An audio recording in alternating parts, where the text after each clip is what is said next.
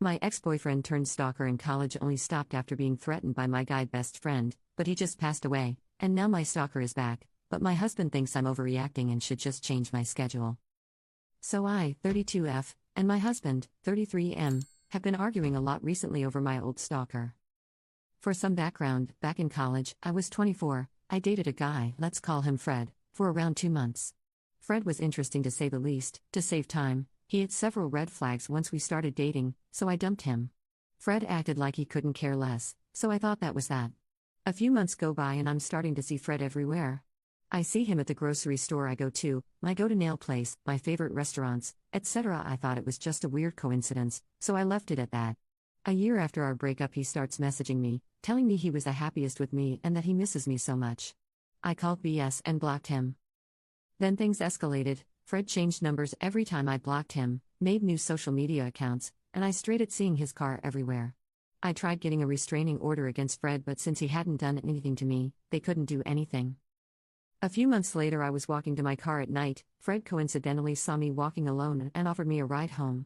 I said no, I had my own car and kept walking. Fred proceeded to get out of his car and tried pushing me to his car. I punched him and ran to my car. I drove away and luckily he didn't follow. I tried again to get a restraining order, but it was basically his word against mine. They gave me a temporary restraining order, but that's it. I was terrified of even walking outside and deleted all my socials. Thankfully, a very close friend, let's call him Pete, stepped in to defend me. Pete ended up threatening Fred, and I finally stopped hearing from Fred. I felt free and slowly got back into my normal life. Now to present day, I'm now married to my husband. I graduated from college and live alone with my husband. We moved to a nearby city and bought a house together. Sadly, a month ago Pete died during his sleep, and I was absolutely devastated. I've known Pete since I was in high school and he was my closest friend. To be honest, I'm still not over his death and sometimes I can't believe he's gone. But guess who heard about his death? That's right, folks, Fred found out and is now back. I received texts from Fred a few days after Pete died. I now see him everywhere and he's insisting we talk. I just walk away and ignore him. I've reported him but nothing has happened, so I deleted my socials again. Friends have been telling me Fred has been asking around about me. He's asked if I moved, what am I doing lately, if I have other social media accounts, etc. I'm honestly terrified. I've moved since I finished college, but somehow I see him at my gym, grocery store, park, etc. It honestly makes me believe he never stopped watching me, and it's terrifying. I've told my husband about everything and he says I'm overreacting or just plain ignores my concerns and changes the subject.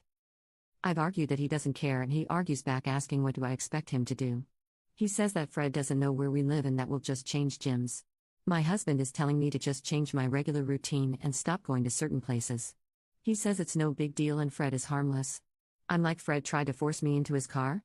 How is that harmless? My husband has been distant ever since this started and I feel alone. I don't want to tell my friends in fear they will tell Fred. I can't go to my family because I'm in no contact with them. And of course my husband couldn't care less. I need advice. What do I do? Am I crazy? Should I just change my gym and my routine like how my husband says?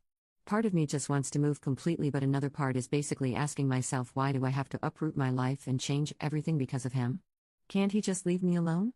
It's been like 10 years already and I want to move on from this. Should I just talk to Fred hoping he'll finally leave me alone?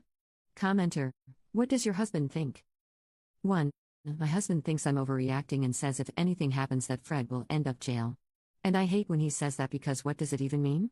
Do I have to end up in a ditch before I can finally be left alone? 2. My husband's excuse is that the law will protect me and if Fred tries anything, he'll end up in jail. It pisses me off when he says that. Do I have to end up in a ditch before I can finally be taken seriously? Update 1.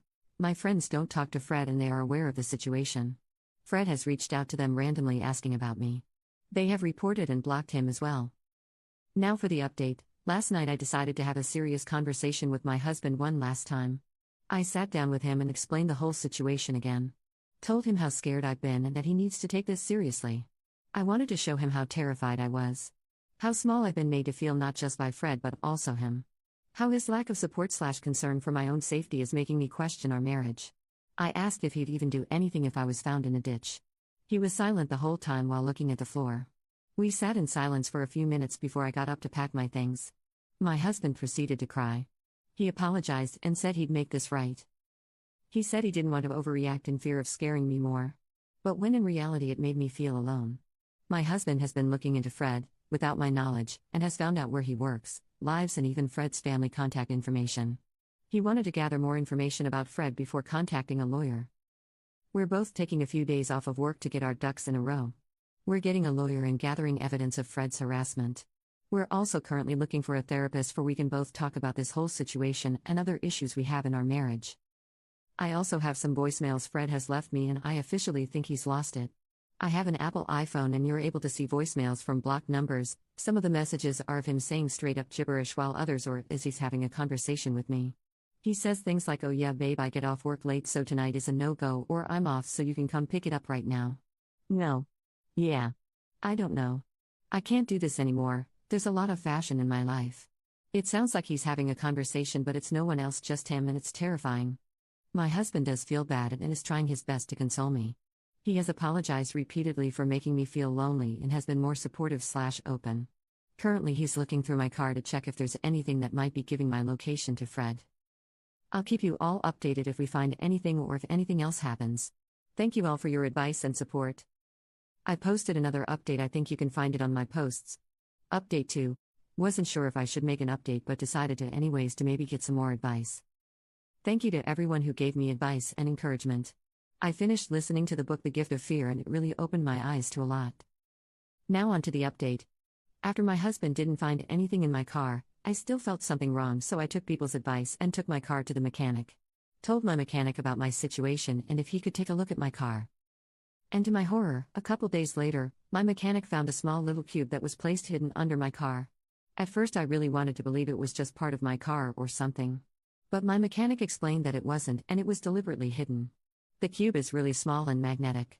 I called my lawyer right then and told them everything. I got pictures of the GPS and where it was placed. I thanked the mechanic and drove to my lawyer's office. At this point I was shaking and wanted to cry. How long had the GPS been there? How long has Fred been following me without me knowing? Was he watching me at that moment? Is he going to add another one? I called my husband to meet me at the lawyer's office and told him everything. At the office I just wanted to disappear. I wanted to run away and not look back. I was terrified and I felt so violated. Knowing I was being watched for who knows how long. With everything we had gathered, my lawyer was able to get a temporary restraining that same day. We are currently going through the process of getting a restraining order where I'll have to go to court and see Fred again. My lawyer says the process can be long and draining, but it's something I do need to get for my own safety. I got a bit scared and had my husband's car also checked for anything. Thankfully nothing was found in his car. I started feeling watched at home, so I had my whole house turned upside down looking for anything maybe Fred had placed. Again, thankfully nothing was found. I've told neighbors about what we found and to keep an eye out for anyone suspicious. I've also started my safety training for handling a gun and shooting. And still trying to get my CCW, but it can be a long process. Thank you again for everyone who has given me advice, and I'll keep you updated if Creepy Fred tries anything.